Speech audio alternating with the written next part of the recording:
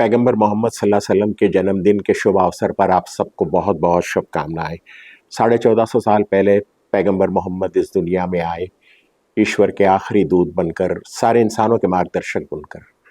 आपके मानव जाति पर बड़े उपकार और एहसान है। आपने सारी दुनिया को एक ईश्वर, एक मानवता का संदेश दिया और ऐसी क्रांति लाई मानव जीवन में कि जिसका उदाहरण संपूर्ण मानव इतिहास में हमें नहीं मिलता। पैगंबर मोहम्मद ने सल्लल्लाहु अलैहि वसल्लम ने 23 साल के छोटे से समय में एक नया समाज, एक नई संस्कृति, एक नई सभ्यता, एक नई दुनिया का निर्माण किया। आज मैं आपके सामने पैगंबर मोहम्मद सल्लल्लाहु अलैहि वसल्लम की जो शिक्षाएं हैं महिलाओं के ताल्लुक से, उनके संबंधित उसकी कुछ झलकियां आपके सामने रखना चाहूँगा। विशेष रूप से आज के संदर्भ में जब महिलाओं पर जुल्म और अत्याचार हो रहा है, चाहे वो एप्स्टीन फाइल्स का कांड हो, मी टू मूवमेंट का एक्सपोजर हो, sexual harassment of at work place के रिपोर्ट्स और सर्वेज हो, या फिर $100 बिलियन की पोर्नोग्राफिक इंडस्ट्री हो, पैगंबर की शिक्षा बड़ी महत्वपूर्ण है। 1400 वर्ष पहले महिलाओं की स्थिति बहुत खराब थी। 7वीं शताब्दी में पैगंबर मोहम्मद सल्लल्लाहु अलैहि वसल्लम ने ऐसी क्रांति लाई और महिलाओं की स्थिति को ऐसे बदला कि आज उसकी हम कल्पना भी नहीं कर सकते। पवित्र कुरान में कहा गया कि ईश्वर की दृष्टि में पुरुष हो या स्त्री, दोनों समान है। अच्छे कर्मों का बदला दोनों को मिलेगा।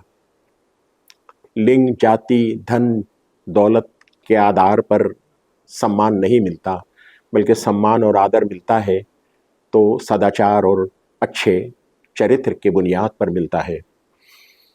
ये भी पैगंबर ने उपदेश दिया कि देखो, महिलाएं केवल पत्नी, माँ और बेटियां नहीं हैं, बल्कि परिवार, समाज और राष्ट्र के निर्माण में वो भागीदार हैं, उनका योगदान है।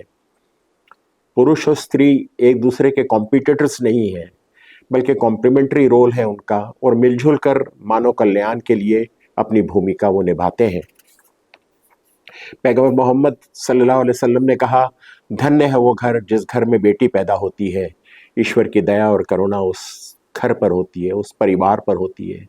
पैगंबर ने कहा, वो पिता जो अपनी बेटी को जान से नहीं मानता, उसे जीने का हक देता है, पालन पोषण करता है, उसी तरह जिस तरह से लड़के का करता है, अच्छी शिक्षा देता है, विवाह करवाता है, तो कल स्वर्ग में हम दोनों संग संग रहेंगे। पैगंबर ने कहा,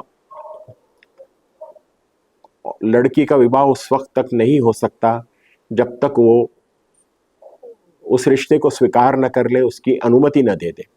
पैगंबर ने औरत को खुला का हक दिया, यानी किसी का पति बहुत ज़्यादा जुल्म और अत्याचार कर रहा है तो पत्नी को यह हक है कि वो अपने शौहर से अलग हो जाए।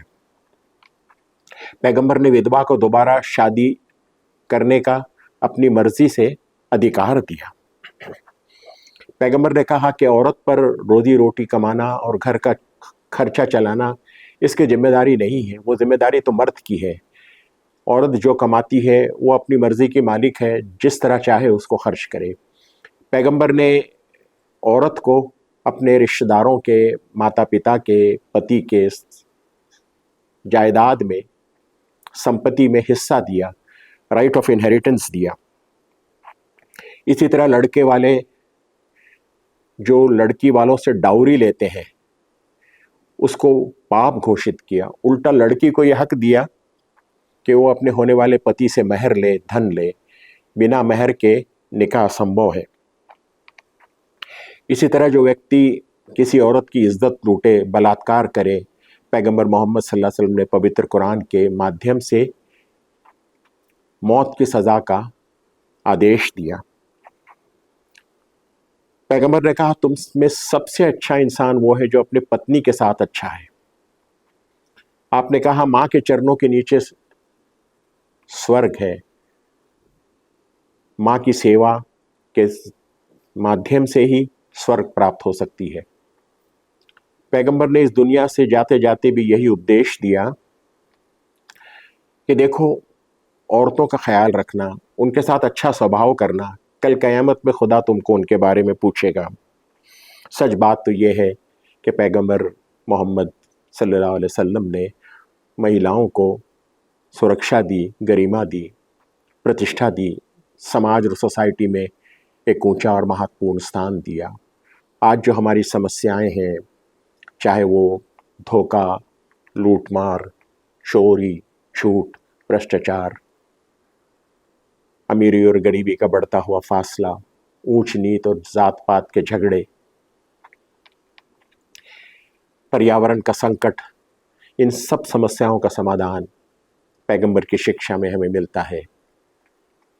ज़रूरत इस बात की है कि निष्पक्ष होकर हम पैगंबर के जीवन का, उनके संदेश का, उनकी शिक्षाओं का अध्ययन करें, ताकि जीवन में उसको हम समो सके। यही आज के दिन का संदेश है, यही आज के दिन की शिक्षा है।